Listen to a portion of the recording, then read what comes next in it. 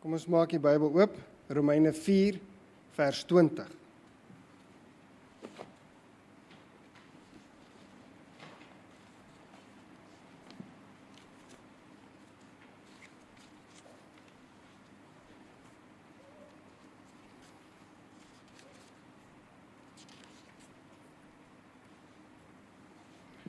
Kom ons lees vanaf vers 18.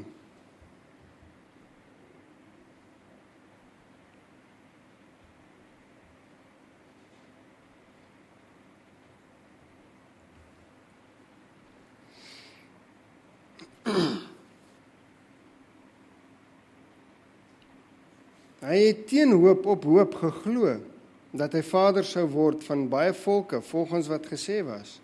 So sal jou nageslag wees. En sonder om te verswak in die geloof het hy, al was hy omtrent 100 jaar oud, nie gelet op sy eie liggaam, wat al reeds verstorwe was, en op die verstorwe toestand van die moederskoot van Sara nie. En hy het nie deur ongeloof aan die belofte van God getwyfel nie, maar hy is versterk deur die geloof, en het aan God die eer gegee, en was ten volle oortuig, dat hy ook die mag het om te doen wat hy beloof het. Daarom is dit hom ook geregtigheid gereken. Maar dit is nie alleen om sy ontwil geskrywe, dat dit hom toegereken is nie, maar ook om ons ontwil, aan wie dit toegereken sal word, ons wat glo in hom, wat Jesus, ons Here, uit die dode opgewek het, wat oorgelewer is ter wille van ons misdade, en opgewek is ter wille van ons regverdigmaking. Ek wil net weer vers 20 en 21 ook lees. En hy het nie deur ongeloof aan die belofte van God getwyfel nie, maar hy is versterk deur die geloof, en het aan God die eer gegee, en was ten volle oortuig, dat hy ook die mag het, om te doen wat hy beloof het. Kom ons bid net saam. Here, ons eer U dat U vir ons die woord gegee het. 'n Betroubare woord waarop ons hart kan lê. Wat ons kan glo, Here, dat U vir ons beloftes in die woord gegee het, waaraan ons kan vashou. Ek bid dat U ons sal leer uit hierdie woord, dat U ons sal lei en dat U ons sal help om nie U beloftes te los nie. Dit vra ons in die naam van ons koning Jesus Christus. Amen. Soos julle weet, is ek baie lief vir Romeine, so ek kon die versoeking nie weerstaan om weer uit Romeine te lees nie. Waaroor gaan dit hierso? Hierso gaan dit oor beloftes, maar ons weet nou ook dat hierdie hoofstuk 4 lê in 'n boek, of 'n brief dan nou, wat Paulus geskryf het aan Romeine, waarin hy eers verduidelik het, dat almal verlore is. Die Jood sowel as die Griek. Die Griek is verlore sonder die wet, maar die wet op hulle hart. Die Jood is verlore, al het hulle die wet. En dat geregtigheid nie kom deur die onderhouding van die wet nie, maar deur geloof. En dis waarom hierdie hoofstuk hier is, om te verduidelik wat dit beteken dat Abraham gered was deur geloof. En spesifiek die feit hier dat ons nog gesien het in vers 20, dat dit gegaan het oor God se beloftes waaraan hy vasgehou het.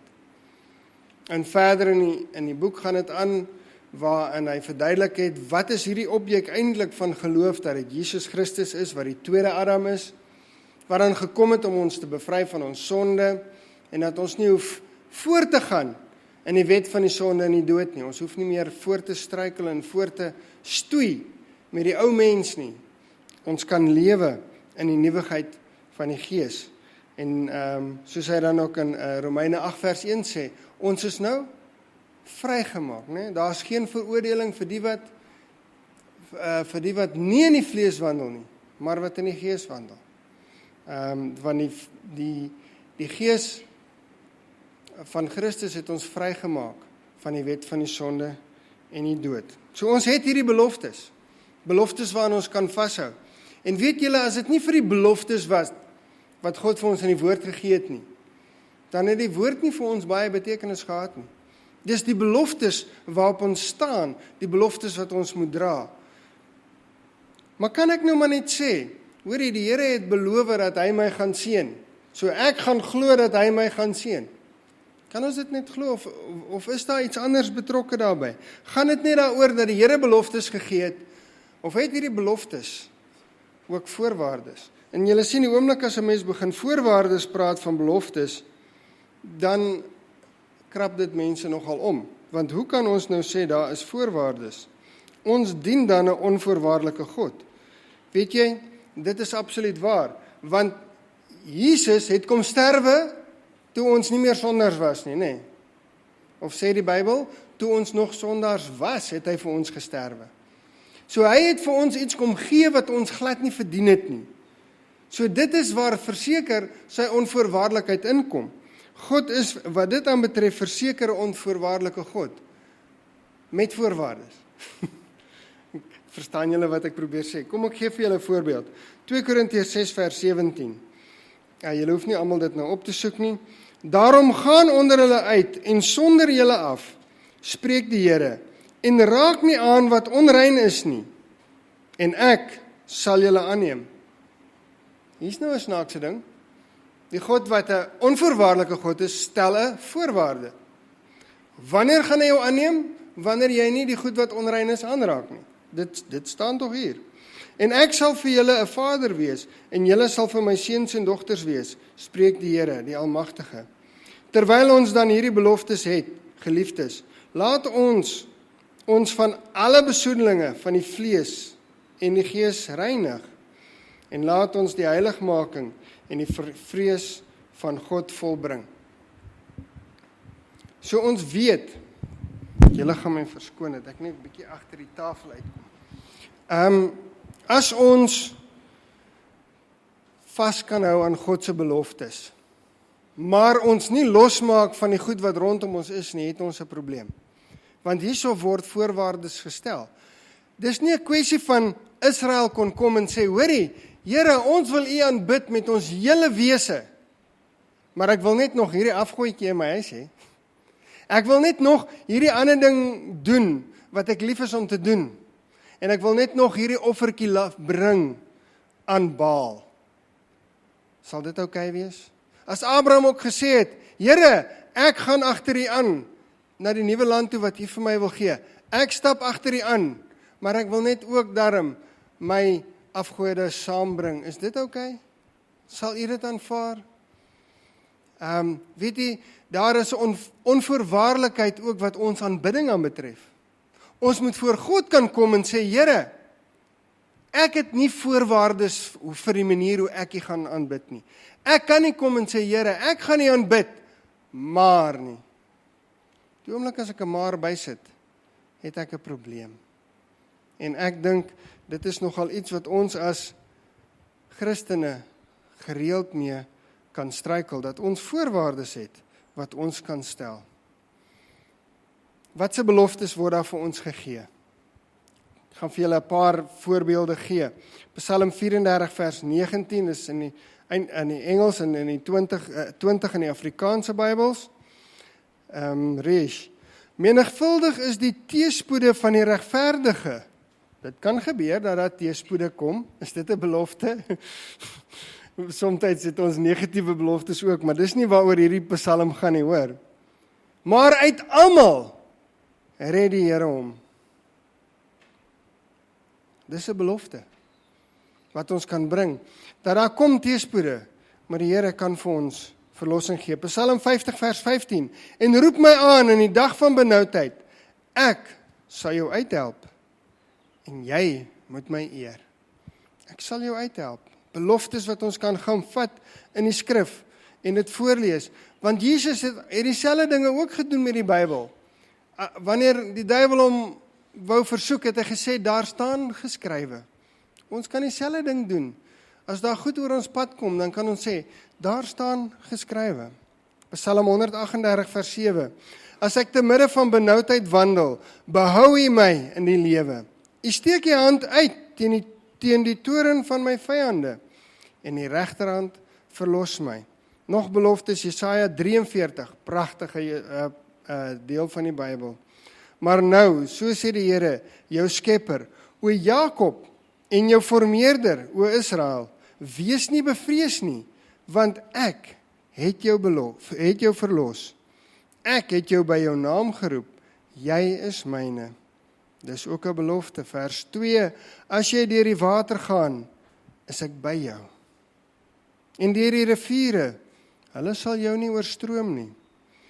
As jy deur vuur gaan, sal jy jou nie skroei nie, en die vlam sal jou nie brand nie.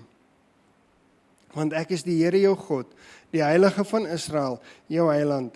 Ek het Egipte gegee as losprys vir jou, Kus en Seba in jou plek. Omdat jy koslik is in my oë, hooggeag is, en ek jou liefhet, daarom gee ek mense in jou plek, en volke vir jou lewe. Wees nie bevrees nie, want ek is met jou. Ek sal jou geslag van die ooste af aanbring, en jou versamel van die weste af. Johannes 14 vers 1 sê ook, laat julle hart nie ontsteld word nie, glo in God, glo ook in my. In die huis van my Vader is daar baie wonings. As dit nie so was nie, sou ek dit vir julle gesê het.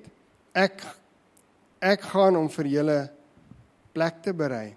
En as ek gegaan en vir julle plek berei het, kom ek weer en sal julle na my toe neem, sodat julle kan wees waar ek is. So hier het ons Jesaja wat vir ons vir die tydelike iets beloof, dat hierso op aarde gaan die Here vir ons help. En Johannes kom en Jesus kom sê vir ons, hy gaan om vir ons plek te berei. Nog 'n belofte, dat dit wat ons hier sien, is nie alles nie. Die woord is vol beloftes, en ek kan aanhou, en aanhou, en aanhou. Hoeveel beloftes is daar in die Bybel? Die Bybel is dik, daar's 'n klomp. Ek het vir julle 'n paar gegee. Maar as ons lees in die Bybel en ons sien hoe die Here van sy dienaars gehelp het, hoe hy hulle verlos het uit moeilike omstandighede, selfs 'n negatiewe ding soos Samson, waarop sy laaste gaan en die Here hom die krag gee om die tempel om te trek rondom hom. En een oom het vir my gesê, ja sien, dis mens gaan hemel toe as jy selfmoord gepleeg het. Mens kan soms die skrif seker ook verkeerd verstaan wat dit dan betref. Maar goed, ek wil nie in daai hele ding nou ingaan nie. Die belangrike ding is net, die Here kom sy beloftes na. En hy gee vir ons altyd die hoop. En natuurlik die wonderlike woorde van wat ons ook in Romeine lees, dat God laat alles ten goeie meewerk vir die wat hom liefhet. Beteken dit dat die Here altyd alles ten goeie laat meewerk? Nee, vir die wat hom liefhet, wat hom volg, wat in hom bly, wat saam met hom loop. Die Here kan soms iets wat vir ons lyk asof dit die vreeslikste, slegste ding is onder die son, kan hy draai tot iets positiefs. Want ons weet baie keer, dan kyk ons rondom ons, en ons sien mense doen slegte dinge teen ons. Mense, soos die Engelse sê, connive. Hulle maak planne wat duiwels is, om ons in die wiele te laat ry. Om ons planne in die wiele te ry, maar ons lewens ook. Hulle probeer om dinge vir ons moeilik te maak.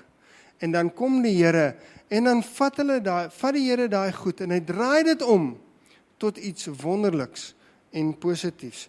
Dis wonderlik as ons kan vashou aan die woord van die Here en aan sy beloftes.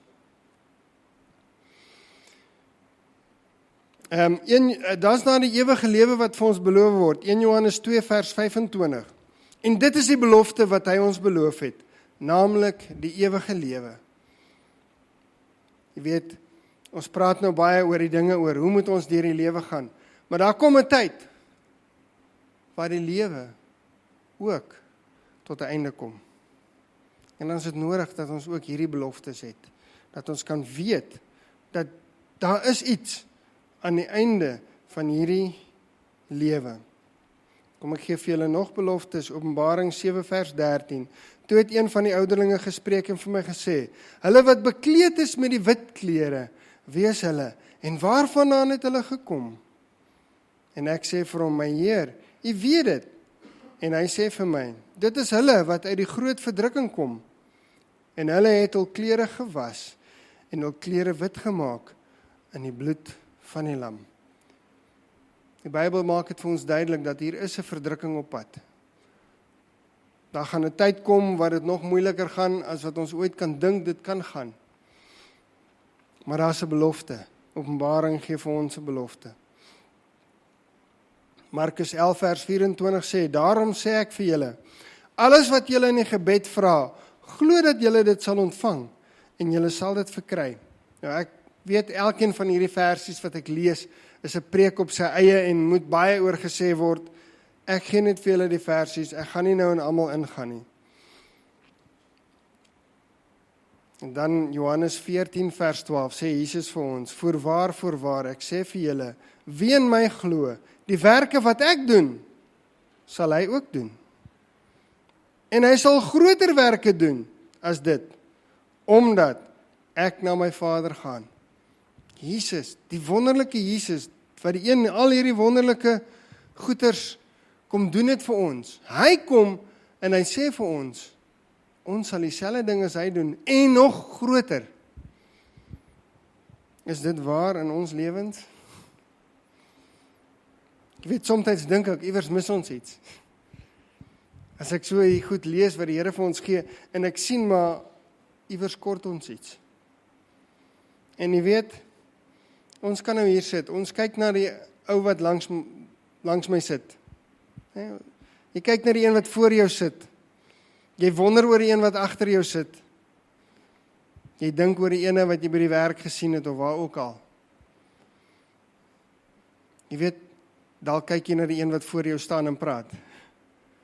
Vir 'n oomblik moet ons vergeet van die mense rondom ons, agter ons, voor ons. En net wonder, wat is dit wat die Here vir my wil sê vandag? Wat wil ek hoor by die skepper van die heelal? Het hy beloftes vir my wat ek dalk mis? Is dit moontlik? Is dit moontlik dat die Here dalk vir my nou iets wil sê? Want waaroor gaan hierdie beloftes? Nou ons weet dat toe die Here nou met Abraham gepraat het oor sy nageslag, het hy vir hom 'n belofte gegee van 'n nageslag, dat hy gaan 'n nageslag hê. En uiteindelik, na 'n hele lang storie, word hierdie babaatjie gebore. Dis nadat Abraham self probeer het om hierdie nageslag te bewerk. En die Here vir hom kom sê het, nee, dis hoe ek dit doen. En uiteindelik word hierdie seentjie groot.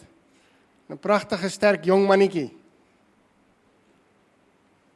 En die Here sê vir hom, jy moet hierdie mannetjie gaan offer. Hierdie een wat alles oorgaan, hierdie jou hele lewe, jou beloftes van 'n nageslag, alles oorgaan.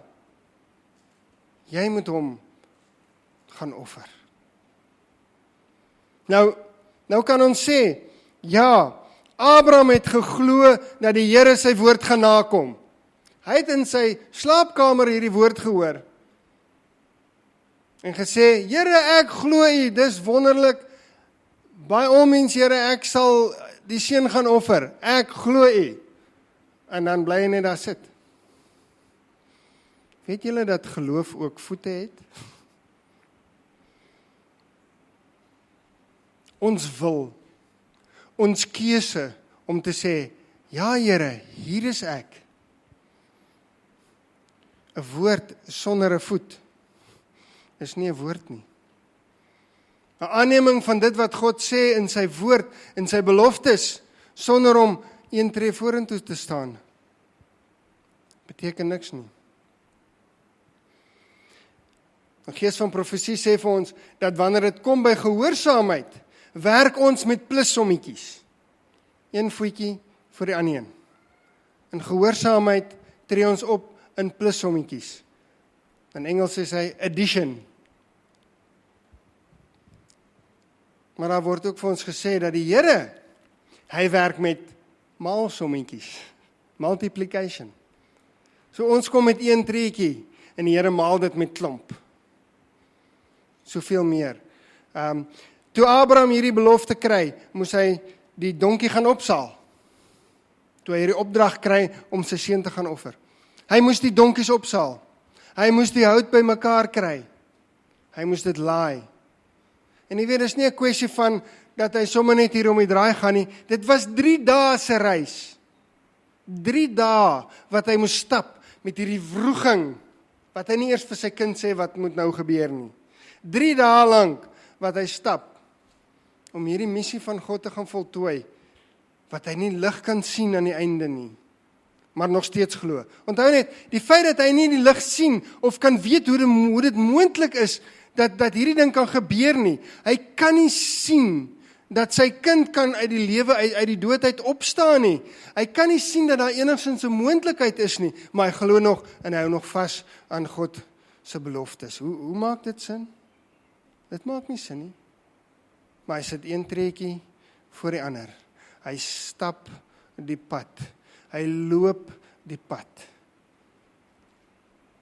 Hy hou vol. Hy hou vas.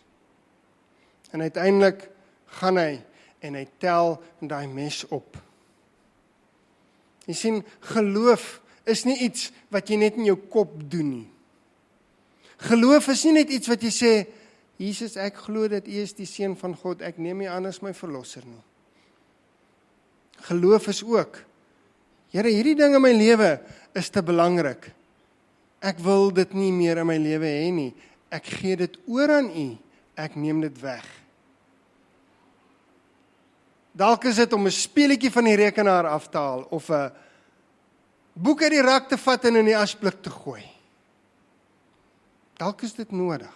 Is dit 'n treukie wat jy nodig het om te neem, om jou geloof ook voete te gee. Want geloof, sê Jakobus, sonder werke is dood. As jou geloof nie oorgaan in dade nie, beteken dit daar is nie geloof nie. Die Gees van Profesie sê dit ook vir ons so, dat as daar 'n klomp goed in jou lewe nie daar is nie, dan is daar ook nie geloof nie. Dan jok jy, dan is jy besig om 'n vals lewe te lei. Sonder hierdie tekens, beteken dit daar is nie geloof nie. Want die geloof kom eerste, dis feite. Maar die geloof moet iets doen in jou lewe. Daar moet iets gebeur. Dit is ook 'n belofte. Want jy sien, die oomblik as ons hierdie goed hoor, dan sê ons, ja, nou het ons weer al hierdie vereistes, al hierdie wonderlike lysies van moets en moenies. Dit is nie wat dit beteken nie. Die geloof inspireer ons, verander ons, kom vernuwe ons hart, kom maak ons nuut. Dit moet iets doen. Voorwaar, ek sê vir julle wie in my glo, dit kom eerste. Die werke wat ek doen, sal hy ook doen. En hy sal groter werke doen as dit, omdat ek na my Vader gaan. En al wat ek baie keer net ook kan sê is, ja, amen, op hierdie woord. En as ons nie dit doen nie, dan beteken dit, ons glo nie. Weet julle wat is die grootste krisis in ons kerk? Is nie die Jesuïte nie. Is nie die vrymenselaars nie. Dis nie dat die mense nie behoorlik die Sabbat hou nie. Die grootste krisis in ons kerk is geloof. Dis die krisis. Ons glo nie meer dat God sy beloftes kan nakom nie. Ons glo dit nie meer nie. Ek weet, julle almal is nou onskuldig. Nee, dis nou ek praat van die ouens daar aan die kant, oor kan die berge, jy weet, in Gauteng, dis daar veral. Dis net, sal nie hier gebeur nie. Maar ek praat maar in elk geval en luister nou maar na my. Ek weet daar by my ook, jy weet, die mense daar is baie heilig. Hulle het ook nie 'n probleem nie. Daar in Potties, ons is almal oulik. Weet julle, dis 'n krisis in ons kerk. Ons kerk het gegroei. Praat nou van 18 tot 20 miljoen mense. Maar die geloof het afgegaan. Ons het 'n krisis, want mense glo nie meer dat die Here kan doen wat hy beloof het nie. Nou, hoe kan ek dit sê? Hoe kan ek dit sê? Kom ek lees vir julle Hebreërs 2. Daarom moes hy, vers 17, daarom moes hy in alle opsigte aan sy broeders gelyk word, sodat hy 'n barmhartige en getroue hoëpriester kon wees, in die dinge wat 'n betrekking tot God staan, om die sondes van die volk te versoen. Want deurdat hy self onder die versoeking gelei het, kan hy die help wat versoek word. Is dit nie iets wonderliks nie? Weet julle, hierdie is die evangelie in 2 versies opgesom. Dat Jesus het geword soos ons, sodat hy ons kan help om ons versoeking te oorkom. Maar weet julle, dis nou 'n stelling, maar daar is 'n belofte by, dat hy wil ons help met ons versoeking. 1 Korintiërs 10 vers 13. Julle ken dit dan seker uit julle kop uit. Geen versoeking het julle aangegryp, behalwe menslike nie. Maar God is getrou, wat nie sal toelaat dat julle bo julle kragte versoek word nie. Maar hy sal saam met die versoeking ook somtyds die uitkoms gee. Staan dit daar? Hy sal saam met die versoeking die uitkoms gee, sodat julle dit kan verdra. Ons glo nie meer hierdie woorde nie, want die oomblik wanneer ons nou 'n kommentaar hierop moet skryf, dan begin ons nou sê, ja, dit is so. Die Here sal vir ons uitkoms gee, maar somtyds nie. Somtyds gebeur dit nou maar net, want ons is maar net mens. Iemand het een keer gesê, as ons net mens is ons in die moeilikheid. Gees van profesie sê vir ons, humanity combined with divinity does not commit sin. Ons glo nie meer die woord van die Here nie. Ons glo nie meer die Bybel nie. Ons krisis in die kerk is, dat ons glo nie meer nie. Ons glo nie meer dat die Here my kan verlos van my verslawing aan pornografie nie. Ons glo nie meer dat die Here my kan verlos aan my verslawing van goed wat mense nie van weet nie. Ons glo nie meer dat die Here my kan verlos van my verslawing aan eet nie. Aan daai een dingetjie wat niemand eers van weet nie. Ons glo nie meer die Here kan my verlos van die gedagtes wat in my kop rondmaal elke dag as ek na mense kyk nie. Ons glo nie meer die Here kan iemand verlos daar buite nie, wat sukkel met drank of dwelms. Ons glo dit nie meer nie. En die kerk het in 'n groot mate sy krag verloor, omdat hy nie meer glo dat die skepper van die heelal by magte is om ons lewens te verander nie. Ons glo nie meer dat Jesus het kom sterf om ons sondes weg te neem nie. Kom ek sê vir julle wat ons glo wel. Ons glo dat ons sit hier in 'n poelietjie modder, vuil, stinkend en stikkend. En dan glo ons dat Jesus het vir ons gesterwe en hy het 'n kleed van geregtigheid wat hy bo ons kom gooi, wat die modder toemaak, sodat ons mooi skoon lyk. Maar ons bly nog in die modderpoelietjie. Dit is wat ons deesdae glo. Of is dit waar dat Jesus ons uit die poelietjie uithaal, ons skoon was en vir ons 'n nuwe koninklike kleed aantrek? Is dit waar? Glo ons dit? Glo ons dat die Here ons kan nuut maak? En weet julle, ek staan hier saam met julle en ek sê vir julle, weet julle dat dit is ook vir my moeilik om te glo. Want ek is so gewoond om te loop op die ou manier van dink, op die ou manier van doen. Dis lekker en maklik om eerder my eie ego te streel. Ons hou nie daarvan om verkeerd te wees nie. Is dit lekker? Ons hou nie daarvan om neergesien te word nie. Nie een van ons nie. Nie een van ons hou daarvan as ander mense nie van ons hou nie. Kan ons dit voor die Here kom neerlê en sê, Here, weet jy wat? Ek wil nie hê dit moet saak maak nie. Ek wil hê dat dit wat U beloof het, deel van my kan wees. Jakobus het gesê, onderwerp julle dan aan God. Weerstaan die duiwel. En hy sal somtyds van julle af wegvlug.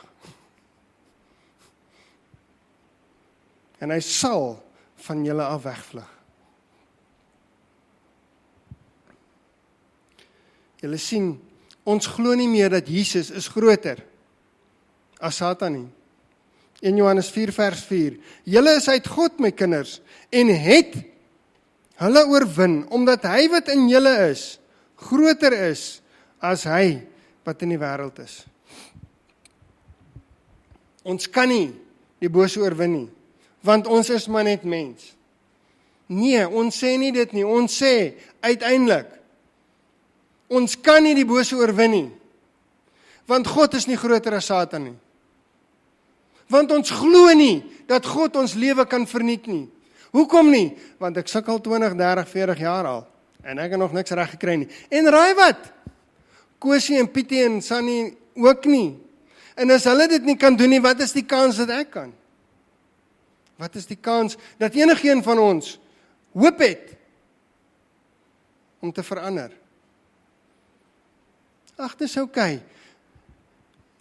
Sy genade is vir my genoeg, sê ons.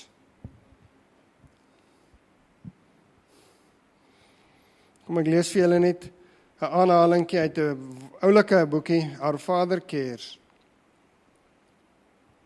En dan sê hulle vir my of dit dalk meer sin maak oor Christus se kleed van geregtigheid.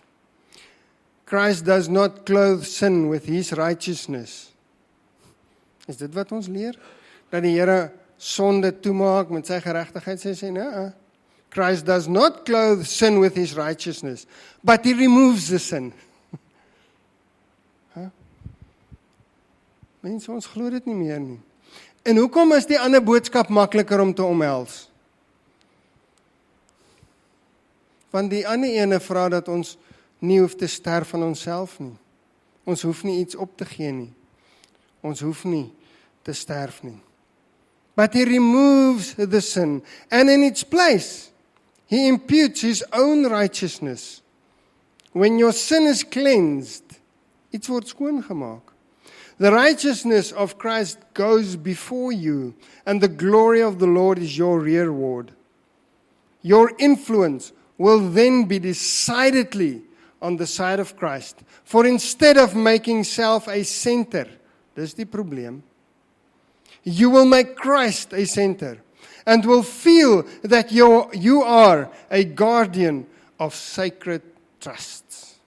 Is dit mooi woorde? Jy sien, daar's twee opsies. Vir een persoon kan dit klink soos verdoemenis. Hou op om oordeel te preek. Vir die ander ene, hier is 'n belofte wat ek graag wil aangryp. Ons kies wat hierin dit wil maak. Want of dit is oordeel, of dis 'n belofte. Ons kan kies wat dit moet wees. Nog ene. The Lord Jesus Christ has prepared a covering, the robe of his own righteousness, that he will put on every repenting, believing soul, want geloof is belangrik, who by faith will receive it. Jy sien, Romeine 4 gaan oor die feit dat Abraham deur vas te hou aan God se beloftes het regverdigmaking gekry. Hoe? Net deur vas te hou aan God se beloftes, deur te glo dat die Here dit kan doen wat hy beloof het. Hy het geglo die Here kan doen wat hy beloof het. En dit was genoeg. Dit was genoeg. Said John, behold the Lamb of God, which taketh away the sin of the world. Sin is the transgression of the law. Terloops, hy sê ook, dis die enigste definisie van sonde, is die oortreding van die wet van God. But Christ died to make it possible for every man to have his sins taken away. A fig leaf apron will never cover our nakedness. Wat beteken dit, vyeblaar? Adam en Eva gedoen het. Dit gaan oor eie geregtigheid. Ek wil self probeer. Ek weet wat is die vereiste. Ek weet ek moet voor Christus gekleed wees met geregtigheid. So wat gaan doen ek? Ek probeer bietjie harder. Ek probeer bietjie harder. Ek probeer bietjie minder sonde doen. Ek probeer bietjie beter lewe en vir meer bedelaars ietsie gee in die stywer en die armbeers tipe ding. Dis vyeblaar geregtigheid. En dit sal nie genoeg wees nie. Sin must be taken away. The garment of Christ's righteousness must cover the transgressor of God's law. Then when the Lord looks upon the believing sinner, he sees not the fig leaves covering him, but his own robe of righteousness, which is perfect obedience to the law of Jehovah. Christ came to give an example of the perfect conformity to the law of God required of all. From Adam, the first man, down to the last man who shall live on this earth. He declared that his mission was not to destroy the law. Hoor ons dit vandag? Not to destroy the law, but to fulfill it in perfect and entire obedience. Hierdie alles kom uit Review and Herald. He came to demonstrate the fact that humanity, allied by living faith to divinity, can keep all the commandments of God. Nee, maar dis sommer 'n klomp snert hierdie man, hè? Dit kan mos nie gebeur nie. Maar iemand moet jok. Iemand moet jok. He came to make plain the immutable character of the law. To declare that disobedience and transgression can never be rewarded with eternal life. Is dit nie presies wat vandag geleer word nie? Dat jy kan, terwyl jy ongehoorsaam is aan God, nog steeds gered word. Dit is die teologie van die dag, nie net buite die kerk nie. Jy word gered en ongehoorsaamheid word verskoon. Hoekom? Want jy het hierdie lappie wat die Here oor jou gegooi het en hy sien nie meer jou sondes raak nie. That disobedience and transgression can never be rewarded with eternal life. He came as a man to humanity, that humanity might touch humanity, while divinity laid a hold upon the throne of God. But in no case did he come to lessen the obligation of men to be perfectly obedient. Ons kan luister na hierdie woorde of ons kan dit verwerp. Ons het 'n keuse. Ons kan kies. En weet julle, dis een ding wat die duiwel nog nie by ons kon steel nie. Die vermoë om te kan kies. Ons kan kies om te sê, hierdie is snert. Kom ek lees net die laaste sinnetjie. But in no case did he come to lessen the obligation of men to be perfectly obedient. Jy sien weer eens, of ons sien dit as 'n oordeel wat gepreek word, of ons sien dit as 'n belofte. Die Here gee vir ons beloftes. He did not destroy the validity of the Old Testament scriptures. He fulfilled that which was predicted by God himself. He came not to set men free from that law. Huh? Is dit nie wat geleer word nie?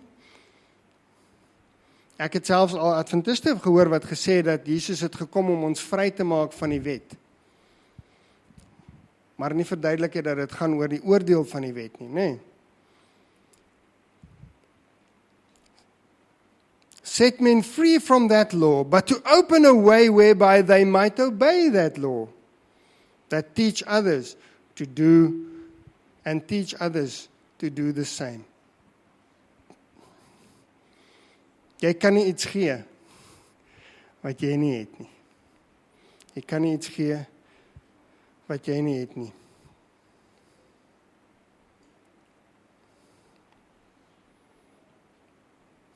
Jy sien, ons mis een dingetjie wat in 2 Petrus staan. 2 Petrus 1 vers 4. Waardeur hy ons die grootste en kosbaarste beloftes geskenk het, sodat julle daardeur deelgenote kan word van die goddelike natuur.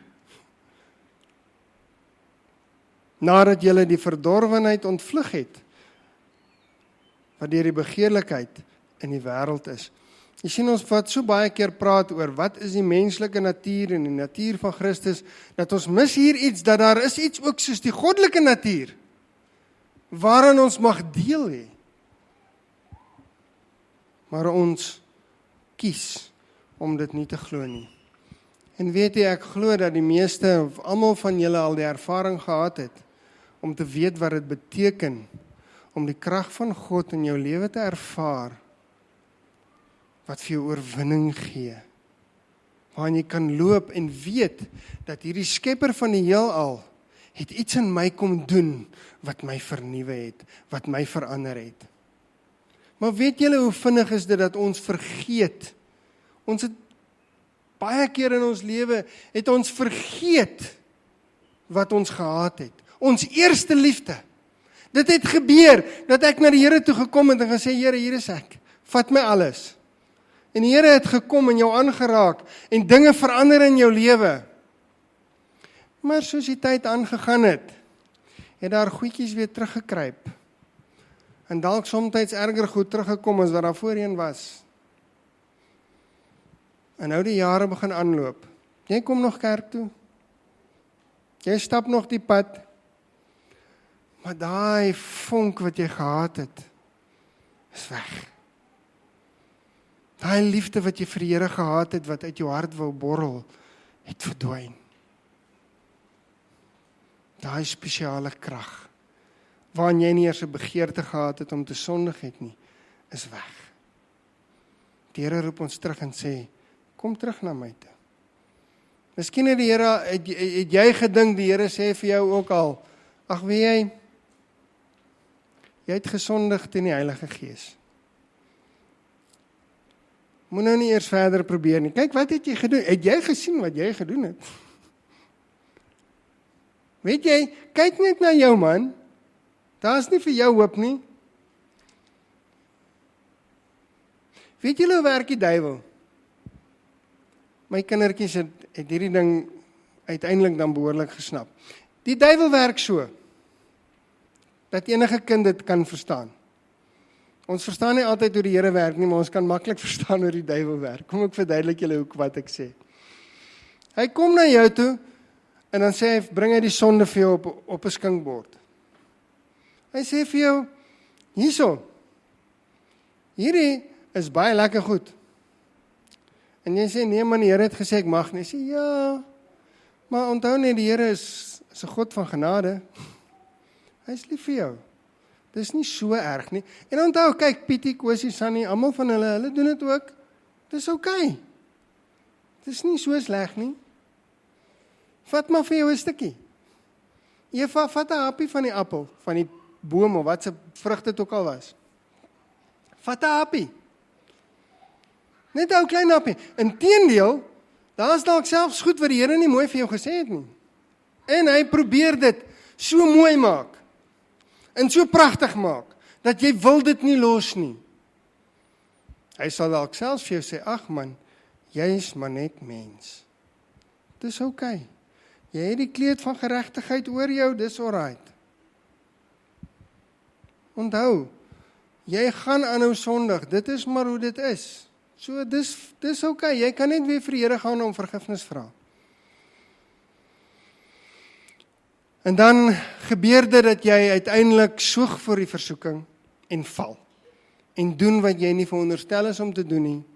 En dalk doen jy sommer nou baie meer as wat jy gedink het jy gaan doen. En wat kom die duiwel? Wat doen hy dan? Jy sien, dan het hy sy werk as versoeker klaar gedoen. Dan neem hy 'n nuwe rol in. Wat 'n rol is dit? Aanklaer. Kyk na jou. Sies man. Kyk hoe sleg is jy. Jy's vuil, jy's niks werd. Daar's vir jou geen hoop nie. Ag nee man. Kyk nou wat doen jy alweer. Jy het nou die dag gesê jy gaan dit nie weer doen nie. Kyk nou net daar. Weet jy wat? Gee maar net op. Daar's nie eens 'n kans dat die Here vir jou sal lief wees nie. Dis nie die Heilige Gees nie, hoor. Wat doen die Heilige Gees? Die Heilige Gees kom na jou toe. Ja, hy laat jou besef van jou sonde, want jy sien wat die duiwel doen, is hy gebruik iets wat die Here kom doen. Die Here kom wys vir jou, jy het gesondig, deur skuldgevoel. Die Satan kom van hy skuldgevoel, en hy druk dit in jou gesig. Wat moet jy met skuldgevoel doen? Jy moet dit bely. Want die Heilige Gees kom na jou toe en sê, kom terug, kom terug. Die Here roep jou, kom terug, asseblief kom terug. Hy doen moeite, hy stuur vir Dawid 'n profeet, Nathan, om vir hom te sê, kom terug, asseblief, ek is lief vir jou, ek wil nie hê jy moet verlore gaan nie. Dis die stem van God. Ons kan kies watter stem ons wil luister nou. Ons kan kies.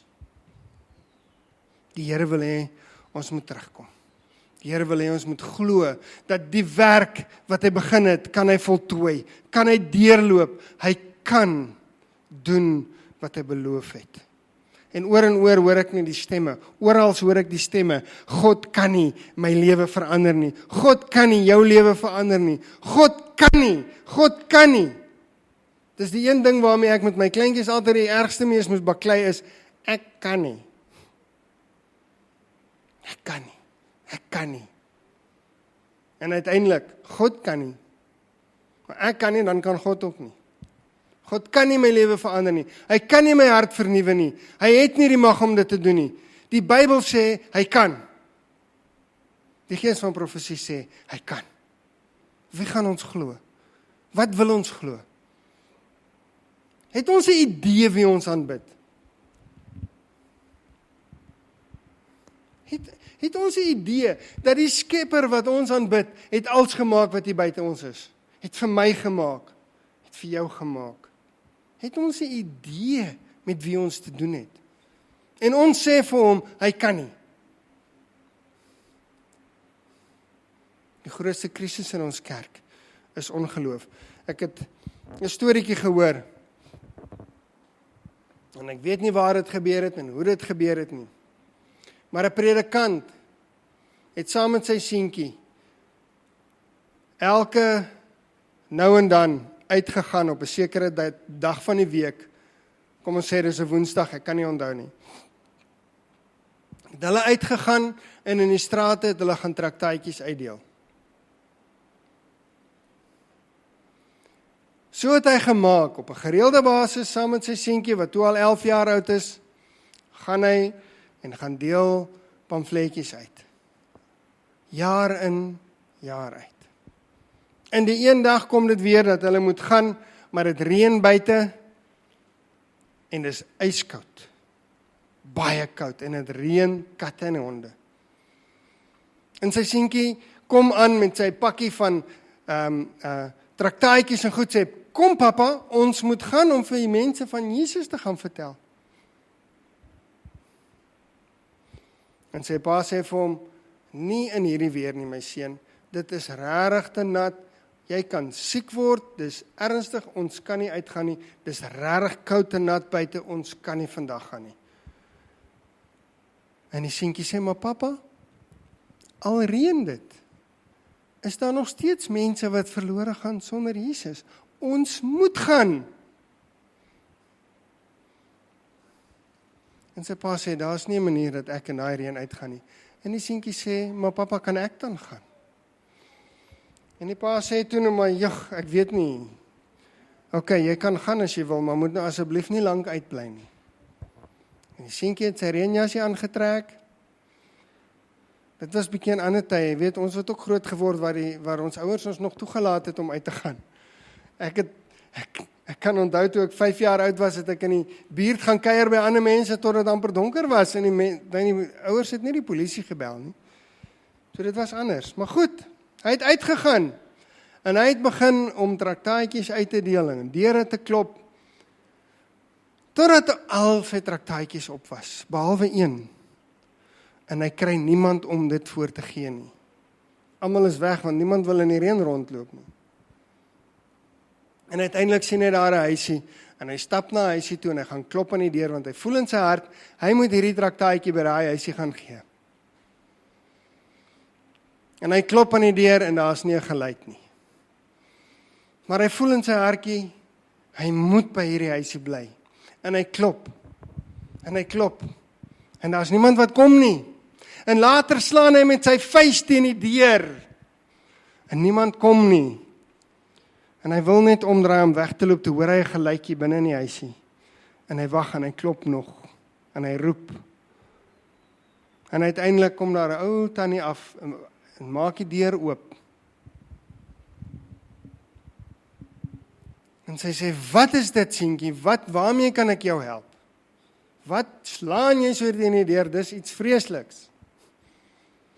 En hy sê vir haar, tannie, met 'n glimlag op sy gesig, ek wil net vir tannie kom sê dat Jesus is 'n werklik liewe tannie, en hierso is 'n traktaatjie vir tannie, dis al. En sy sê dankie, en sy vat die papiertjie, en sy draai om, en dis die einde. Wel, so het ek gedink. En die volgende naweek by die kerk, preek die seentjie se pa, want sy pa was 'n predikant. En die predikant preek weer oor 'n klomp dinge van die Here, ek kan nie onthou waaroor nie. En op die einde te vra hy, is daar enigiemand met 'n getuienis? En daar staan 'n ou tannietjie aan die einde van die kerk, agterkant van die kerk staan 'n ou tannie op, hierdie einste tannie. En sy sê, julle sal my nie ken nie. Maar ek het my man verloor so rukkie terug, al 'n paar jaar gelede. En van toe af kan ek net nie sien wat se sin is daar in die lewe nie. Ek het nie hoop nie, ek ken niemand rarig nie, ek is alleen. En nou die aand, of nou die dag, toe besluit ek, daar's nie meer sin daarin om te lewe nie. En ek het 'n tou in my boonste vertrek, oor 'n balk gevat, en ek het 'n lissie gemaak, en besluit, ek gaan myself ophang. En terwyl ek staan op die stoeltjie met die tou om my deur van my huis. En ek is nou nog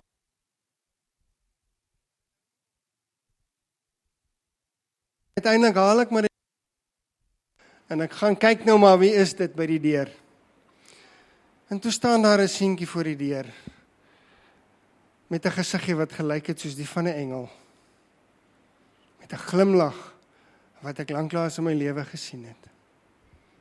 Wat vir my sê dat Jesus is lief vir my. Soos julle kan sien, het ek nie teruggegaan en myself gaan ophang nie.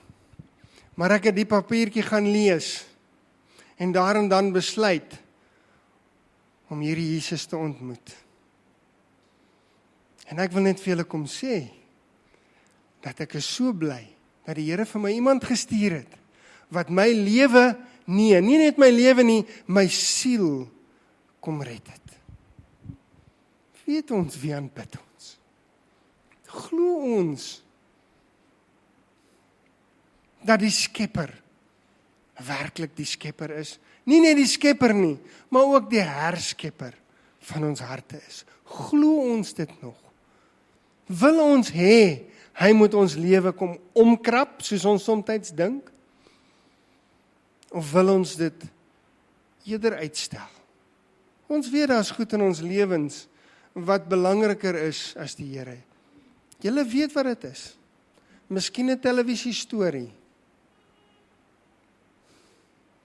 Miskien net 'n selfoon. Miskien Niks wat tegnologie aanbetref nie, storieboeke. Dalk is jou werk belangriker as die Here. Weet julle waantoe lei afgode? Afgode lei na 'n balk met 'n tou om jou nek. Dis waantoe afgode jou lei. Wanneer jy jou lewe self regeer, is dit waar dit eindig. Kom ons bring dit na die Here toe en sê, Here, hier is ek. Ek wil glo dat U dit kan doen in my. En weet jy wat, Here? Eintlik weet ek nie hoe nie. Kom my ongeloof te help. Kom my ongeloof te help. Kom ons bid saam, ons kan saam kniel die wat wil.